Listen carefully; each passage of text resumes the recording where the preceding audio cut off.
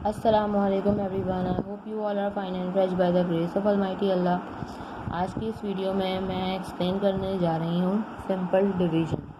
ठीक है, बिल्कुल हम बेसिक से स्टार्ट ले रहे हैं। वो बच्चे जो पहली बार डिवीज़न स्टार्ट कर रहे होते हैं तो वो इस वीडियो से जो है यकीनन उनको ये वीडियो उनके लिए हेल्पफुल साबित होगी।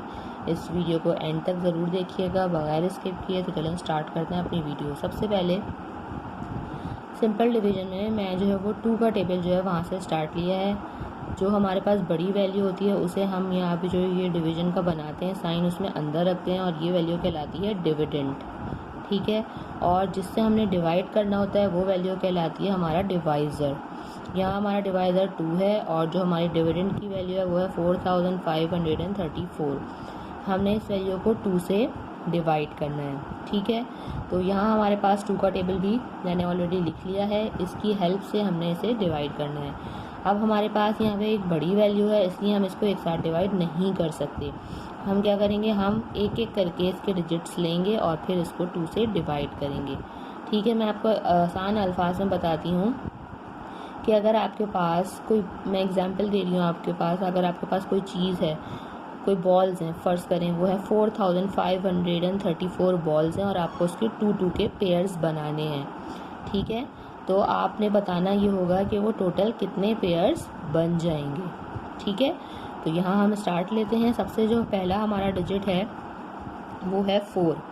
ठीक है, तो हम 4 चेक करेंगे कि क्या 2 के टेबल में 4 आता है।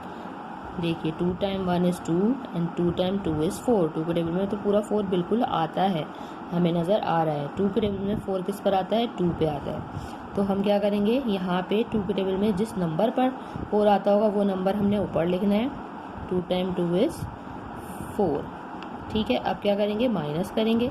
4 में से जब हम 4 माइनस करेंगे यहाँ हमारे पास आ जाएगा 0। 4 के बाद जो नेक्स्ट वैल्यू हमें नज़र आ रही है वो है 5। अब एरो बनाकर हमने 5 कॉपी करना है और अब हमने चेक करना है कि क्या 2 के टेबल में 5 आता है। 2 के टेबल में देखिए 2 time 1 is 2, 2 time 2 is 4, 2 time 3 is 6। 6 तो 5 से बड़ा हो गया। हम बड़ा नंबर नहीं ले सकते, हम छोटा नंबर बिल्कुल ले सकते हैं। 2 के टेबल में 5 नहीं आता। ठीक है, 5 से छोटा नंबर कौन सा आता है, 4 आता है और उसके बाद 6 आ जाता है। 6 बड़ा हो जाएगा जो कि हम नहीं ले सकते, हम 4 ले सकते हैं। तो 2 के टेबल में 4 किस पर आता है, 2 पर ही आता है। तो जिस नंबर पर आता है वो हमने ऊपर लिखना है। 2 के टेबल में 2 आता है, 2 के टेबल में 4 आता है 2 पे। अब हमने माइनस करना है। जब हम 5 में से 4 माइनस करेंगे तो हमारे पास यहाँ 1 रिमाइंडर बचेगा। जो बचता है हमारे पास उसे हम रिमाइंडर कहते हैं। लेकिन अभी हमारे पास और वैल्यूज़ हैं, हमारा क्वेश्चन ख़त्म नहीं हुआ है। अब हम क्या करेंगे, जो 5 के बाद नेक्स्ट डिजिट यानी कि 3 हमें नज़र आ रहा है उसे हमने यहाँ कॉपी कर लेना है एरो बना के। अब ये बन चुका है 1 3 13। अब चेक करना है कि क्या 2 के टेबल में 13 आता है। देखिए हम, हमारे पास पूरा 2 का टेबल है। 2 के टेबल में हमें 12 तो नज़र आ रहा है और 12 के बाद यहाँ हमें 14 नज़र आ रहा है। 2 के टेबल में 13 भी नहीं आता। अब हम क्या करेंगे, अब हम चेक करेंगे कि 2 के टेबल में 13 से छोटा कौन सा नंबर है। 13 से छोटा हमें यहाँ 12 नज़र आ रहा है। ठीक है, अब देखिए आप बोलेंगे कि 10 भी छोटा है, 8 भी छोटा है, 6 भी छोटा है, लेकिन ये सारे नहीं देखने, हमने नियरेस्ट स्मॉल देखना है। नियरेस्ट स्मॉल नंबर 13 से बिल्कुल छोटा कौन सा नंबर आता है, वो 12 है। उसके बाद 14 जो है वो 13 से बड़ा हो गया, वो हम नहीं ले सकते। तो हम यहाँ क्या लेंगे, 2 टाइम्स 6 इज़ 12, यानी कि 2 के टेबल में 6 पर आता है 12।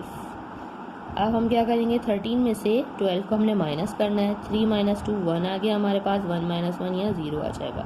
ठीक है, उसके बाद यहीं पे हमारा क्वेश्चन ख़त्म नहीं हुआ क्योंकि अभी हमारे पास एक और वैल्यू यहाँ बाकी है जो कि है 4। अब ये बन चुका है 1 4 14।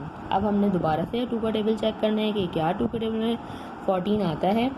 हम ऊपर से देखते हुए आएंगे। 2 के टेबल में हमें बिल्कुल 14 नज़र आ रहा है। ये देखिए 2 के टेबल में 14 आता है 7 पे। किस पर आता है, 7 पे। तो हमने क्या करना है, 7 जिस नंबर पर आता है वो नंबर ऊपर लिखना है और 2 के टेबल में 7 पर आता है 14, तो 14 हमने यहाँ दोबारा से लिखना है। अब 14 में से जब हम 14 माइनस करेंगे जाहिर सी बात है हमारे पास 0 आ जाएगा, यानी कि ये वैल्यू जो है 4534 कम्प्लीटली डिवाइड हो चुकी है 2 से।